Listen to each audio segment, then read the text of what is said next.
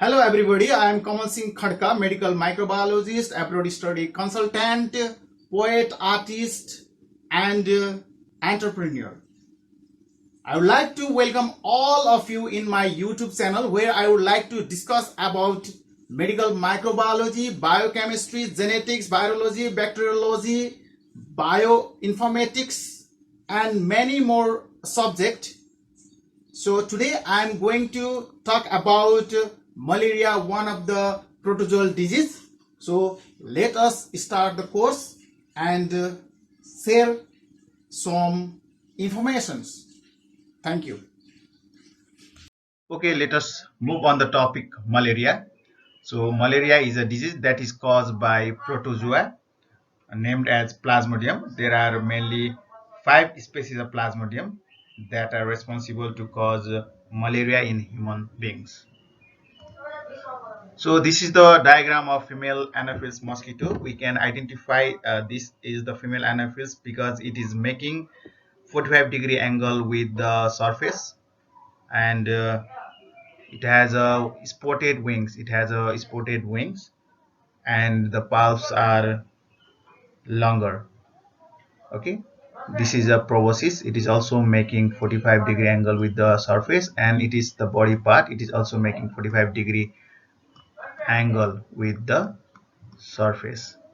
So this is now identified as female Anopheles mosquito, the vector of Plasmodium.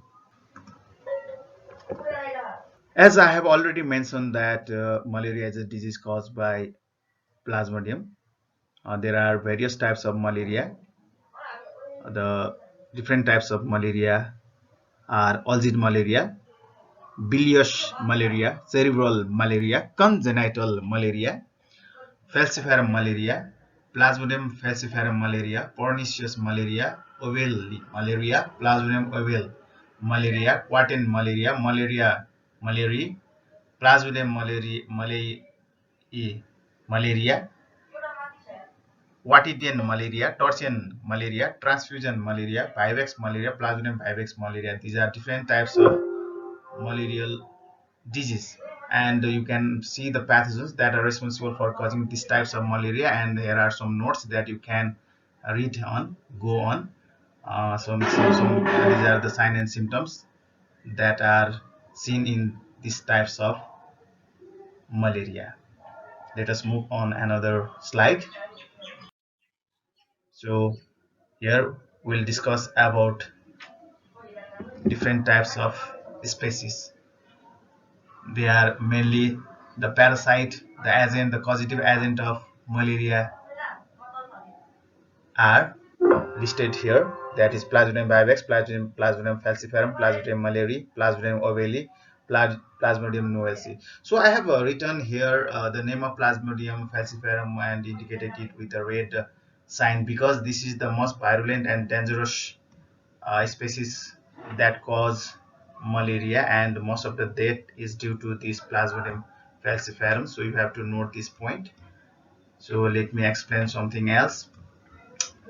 um, According to WHO, World Health Organization, a report 2019, there were 28 million cases of malaria worldwide in 2018, resulting in an estimated 4,05,000 deaths. Nearly all malarial deaths are caused by Plasmodium falciparum, and 94% of such cases occur in Africa. And children under 5 years of age are most affected, accounting for 61% of total death. Okay, so you can see how pathogenic, how dangerous this Plasmodium falciparum is, and you can say that in sub-Sahara Africa, over 75% of cases were due to Plasmodium falciparum, where in most other malarial countries, other less virulent Plasmodium species were predominant.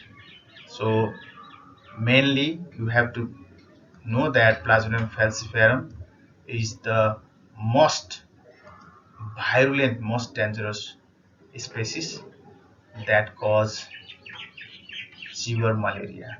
So you can read here, go through this point, and know where these species are commonly found.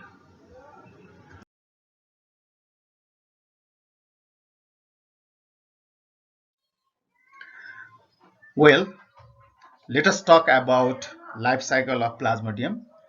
This is the diagram that I have taken from CDC, so it will be easier for me to describe the life cycle of Plasmodium in primary host or definitive host, that is female Anopheles mosquitoes, since the sexual phase of the parasite is found in it. The secondary host or intermediate host human, where we can find asexual phase of the parasite. Here in this illustrative diagram, you can see female Anopheles mosquito that is taking blood meal. During this time, the infective form of the sporozoites that is found in its salivary gland will be injected in the skin, and it reaches the blood. And from blood, within half an hour, it enters into the liver cell and then grows in size, becomes spherical in shape, and then converted into seasoned. Look here, the sporozoites are injected in the skin, and from the blood, the sporozoites infect liver cells and form seasoned. The nucleus of the seasons multiply asexually and forms thousands of merozoites. These thousands of merozoites now gives pressure to the cell membrane, and the cell wall, the wall of the liver cell is broken down, releasing many cryptozoites or cryptomerozoites within 8 to 10 days. Okay, 8 to 10 days. This process of formation of many cryptozoites from single sporozoites in liver cell is called pre-erythrocytic cystiogony. Pre-erythrocytic cystiogony. So, what is exoerythrocytic cystiogony? Then you may ask the question here. Pre-erythrocytic cystiogony. What is the difference between pre-erythrocytic cystiogony and exoerythrocytic cystiogony? It means when the sporozoites first enters in the liver cells and form first merozoites that are known as cryptozoites or cryptomerozoites, then again that cryptomerozoites, again that cryptozoites are ready to infect the fresh liver cells and undergo liver cystiogony next time, second time. So they are converted into seasoned, and many merozoites are formed. These merozoites are released, and those merozoites are called metacryptozoites. So from cryptozoites, metacryptozoites are formed in exoerythrocytic cystiogony. So pre-erythrocytic cystiogony also takes place in liver cell. Exoerythrocytic cystiogony also takes place in liver cell. But in first infection, the released merozoites are called cryptomerozoites, and again that cryptomerozoites enters in the fresh liver cells and makes merozoites. They are known as metacryptozoites. So among the metacryptozoites, we can see two types of metacryptozoites. One is micro metacryptozoites, another is macro metacryptozoites. It is the micro metacryptozoites that enter the red blood cells to start the erythrocytic phase, while the macro metacryptozoites infect the fresh liver cells to continue exoerythrocytic phase. Now you have to note one point. you have to note one point. Exoerythrocytic cycle is absent in Plasmodium falciparum. Now, exoerythrocytic phase. This exoerythrocytic cycle is absent in Plasmodium falciparum. This is the important point that you should note here. Now, the micro metacryptozoites that enter in red blood cells, they undergo various stages. In RBC, it forms trophozoite stage, signet ring stage, amoeboid stage, and finally form seasoned stage. So when micro metacryptozoites enters RBC, then it forms signet ring stage. Means you can see a ring-like structure containing merozoites. So this stage is called trophozoite ring stage. Immature trophozoite here, then mature trophozoite that will form amoeboid stage, and then seasoned is formed. Inside the seasoned, many merozoites are formed. Many merozoites are formed in the seasoned, and then finally it gives pressure to the cell membrane of RBC, and many merozoites are released. That merozoites are capable to infect more and more red blood cells.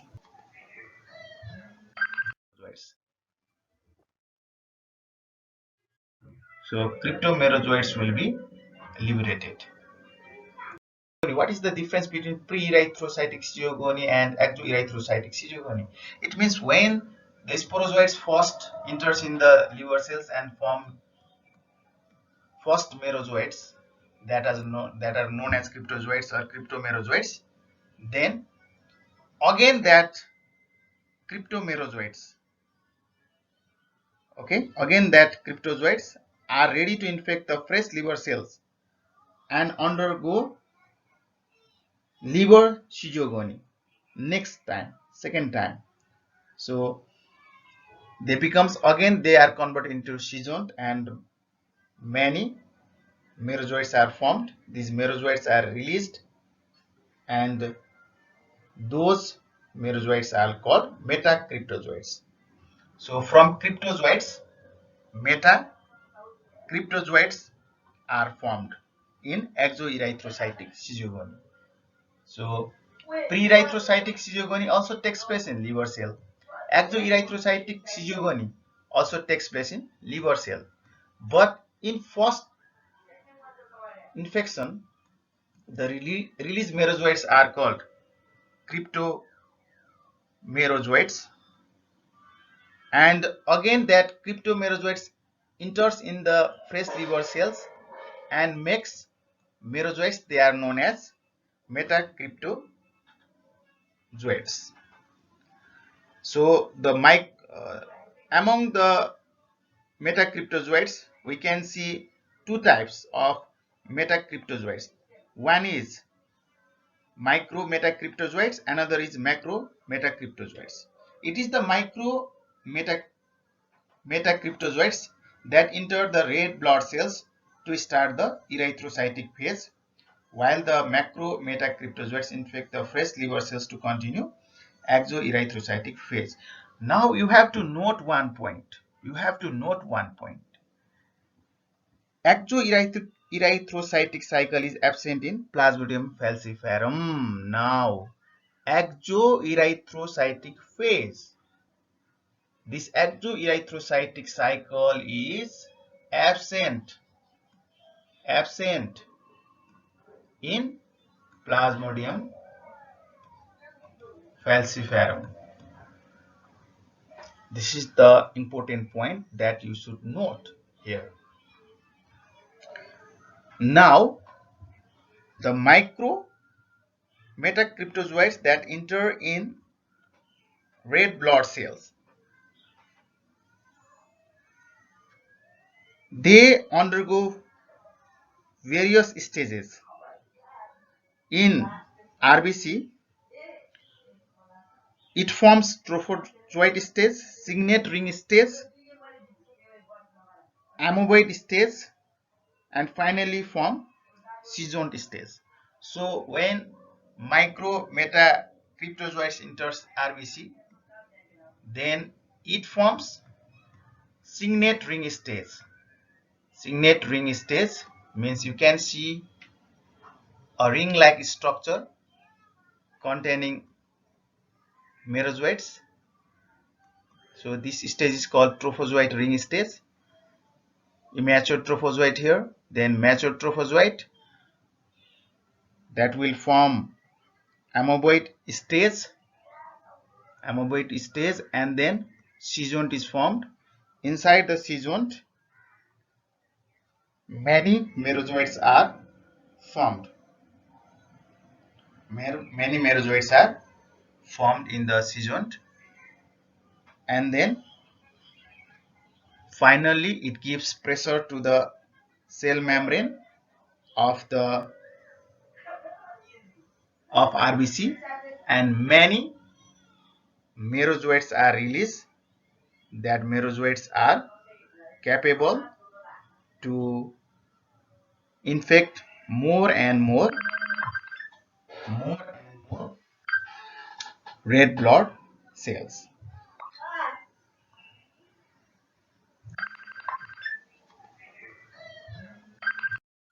So this is a slide that I have already described the life cycle. Same thing is written here.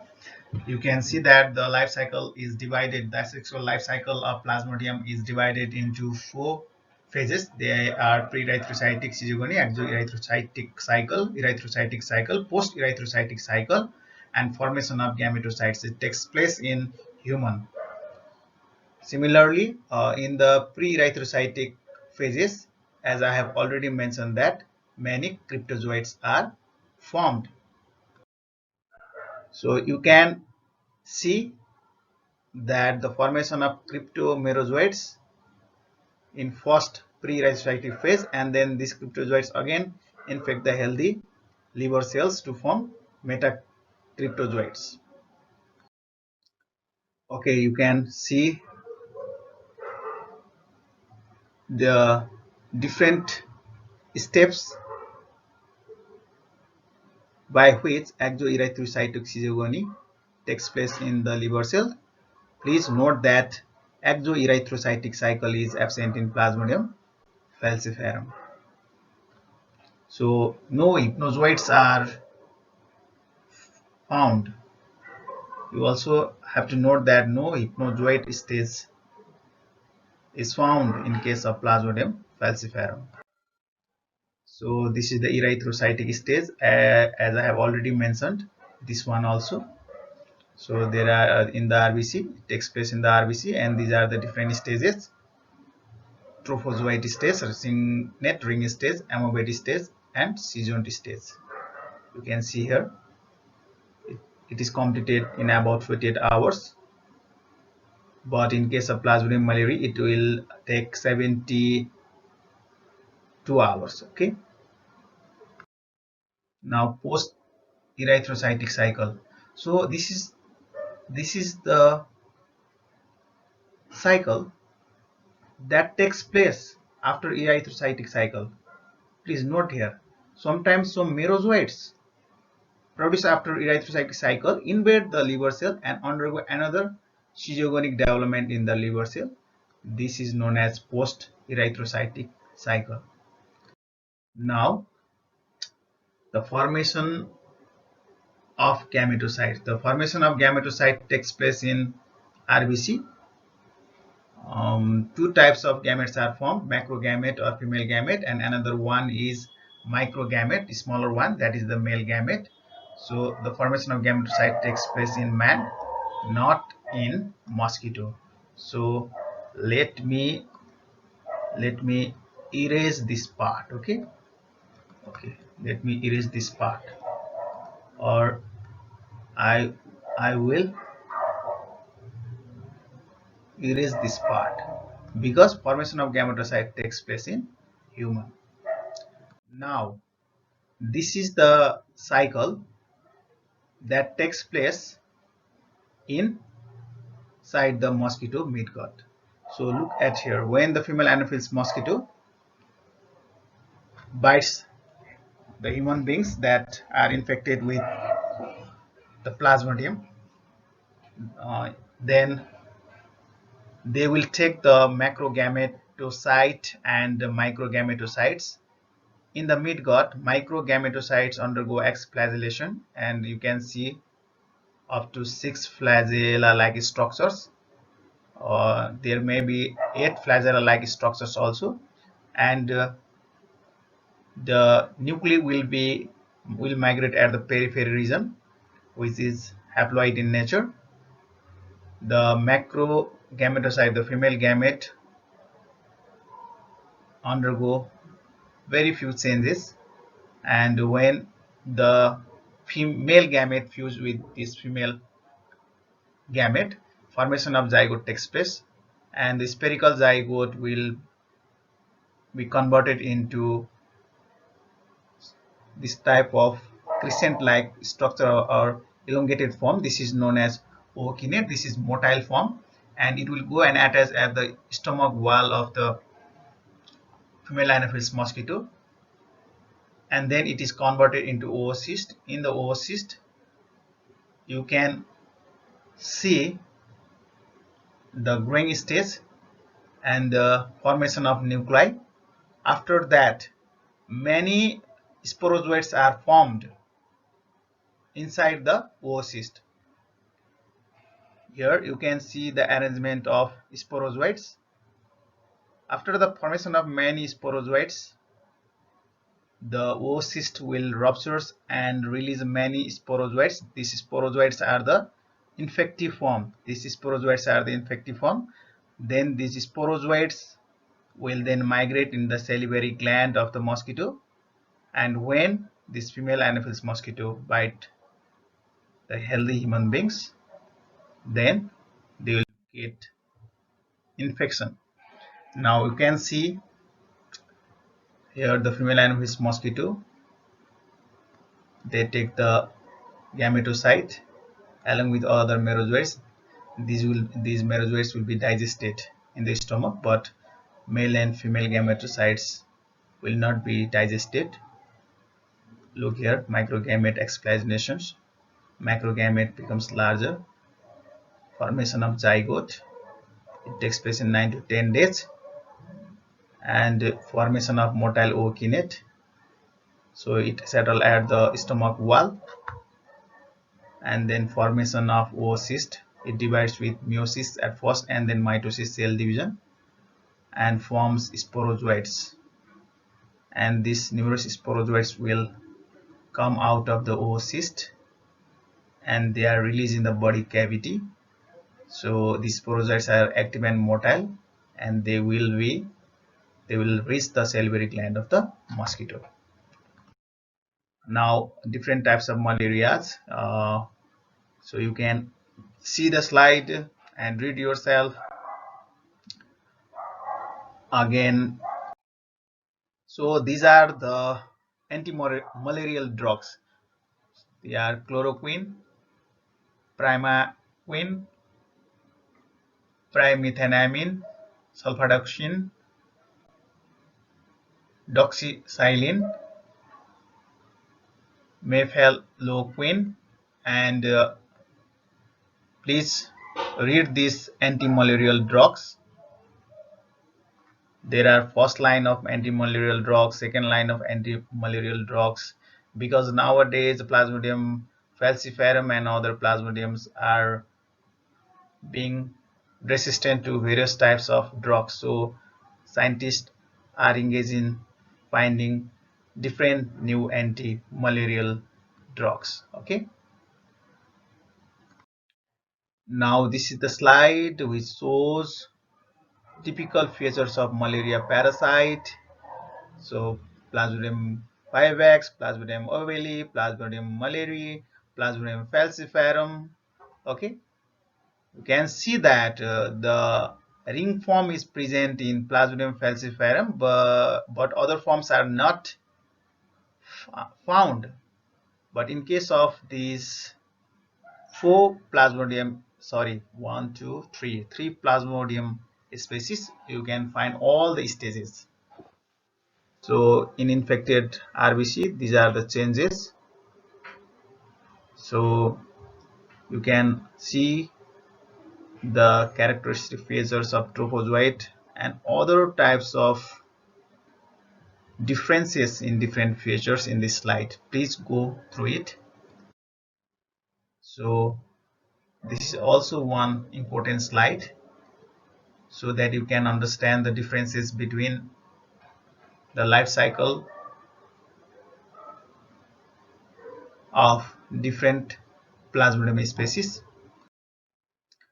Now the lab diagnosis of malaria. Okay, for the lab diagnosis malaria, at first we can conduct microscopic examination of blood films. So this is done by thin thick and thin smear. So at first we do thick smearing. So in thick smear we will find out Plasmodium if it is present in the blood or not. If it is present in the blood, if we can find any form of Plasmodium inside the RBC that you have already studied, trophozoite form, signet ring form, gametocytes, formation of gametocytes, okay, amoeboid shape. So by identifying those characteristics, we can distinguish the species of Plasmodium, but that is possible by thin smear, not by thick smear. So at first we will prepare thick smear and then we will go to thin smear to identify the species. It means that we can identify, we can diagnose. In lab diagnosis we prepare thick smear to find out malarial infections, and to find out the species that is causing the malarial infection we have to do thin smearing.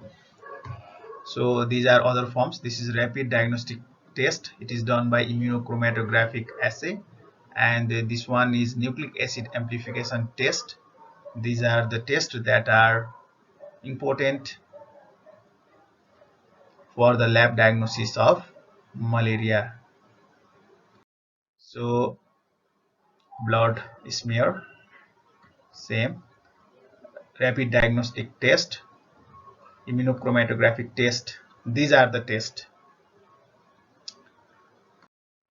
So these are the symptoms, very easy, since all the clinical features is because of the infections of red blood cells. You can see sudden onset of high fever with rigors, sensation of extreme cold followed by feeling of burning heat leading to profuse sweating. Okay, so cough, runny nose, diarrhea, skin rashes, joint pain, and other symptoms that is seen in the complicated malaria that is generally caused by Plasmodium falciparum. You can see in difficulty in breathing, severe anemia due to hyperparasitemia, dark colored urine. Okay, so please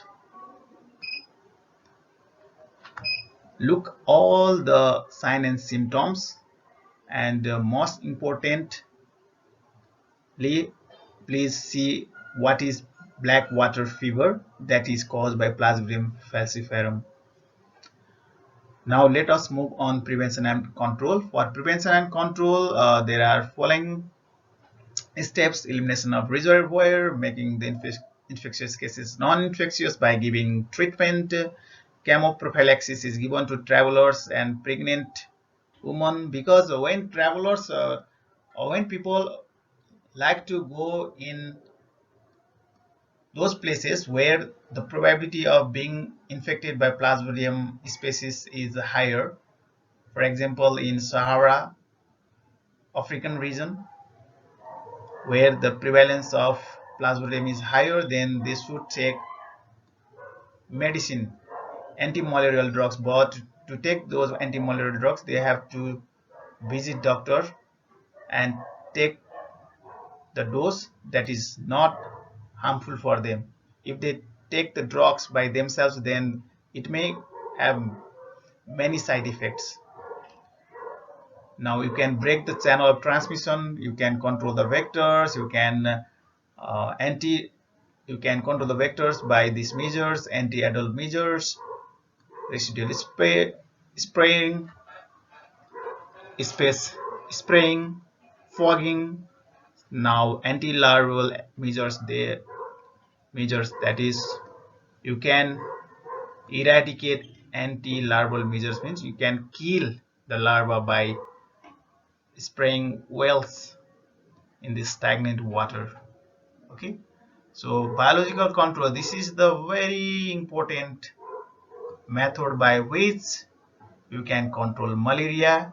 Different types of fishes, for example gambaceae, that feed on the larva of mosquito, they kill the larva, and development of adult mosquito cannot take place when the larvae are killed. So biological control method, in biological control method, living organisms are used to kill the parasite that cause infection to us. So you may be asked, the questions can be asked about biological control measure.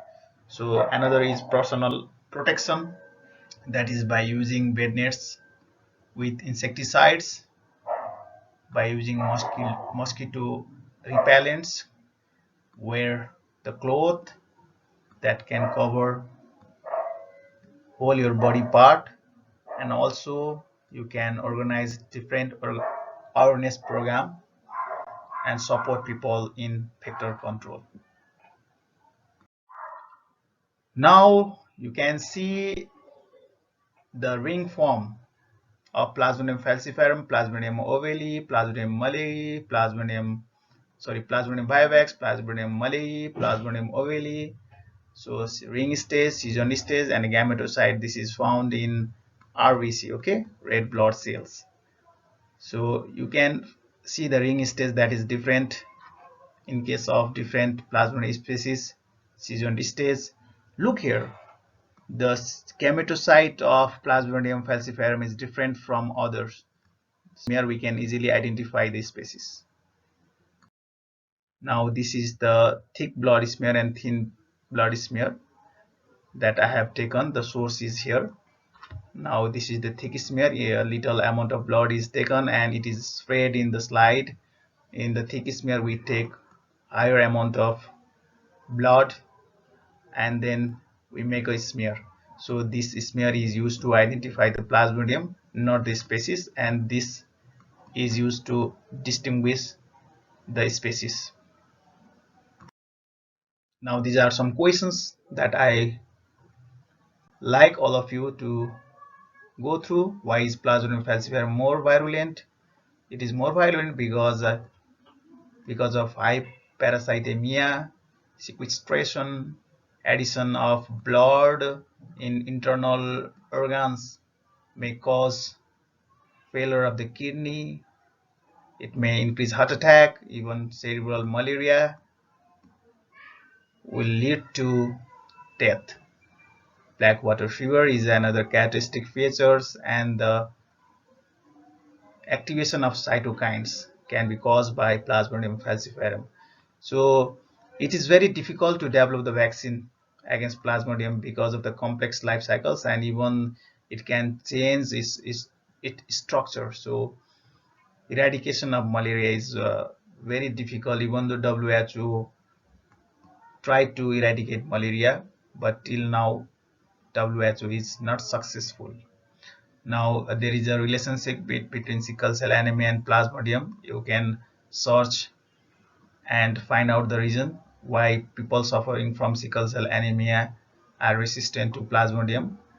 Similarly, thick and thin smear. So there is one problem, that is Plasmodium falciparum. Okay, why is Plasmodium falciparum parasite with histidine rich protein 2? Okay, and 3, gene deletion a global threat. Why is this a global threat? Please do this assignment, or you can source in genuine journals. Okay, now these are some of the points that I like all of you to go through. These are the references. Thank you. Bye bye.